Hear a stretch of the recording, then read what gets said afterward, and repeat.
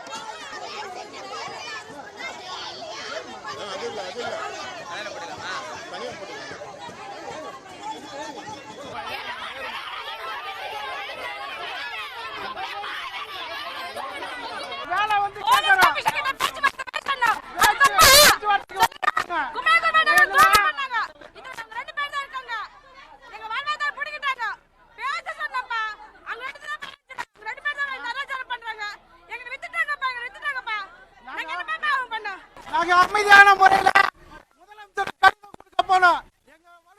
இந்த மண்டபத்துல வந்து அடிச்சாங்க. லேடிஸ்னு பார்க்காம பாரம்பரியம் பார்க்காம எல்லாம் அதிச்சு வண்டியில ஏத்துறாங்க. இந்த நைட்ல அதுவும் 11:30 மணிக்கு நாங்க எங்க போறோம்?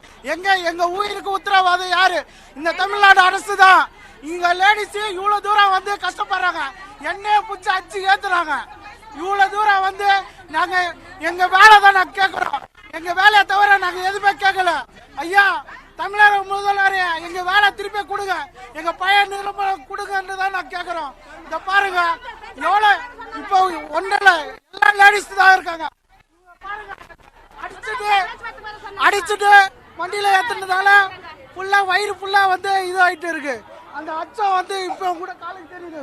ஒரு அம்மா எழுச்சிக்க முடியல.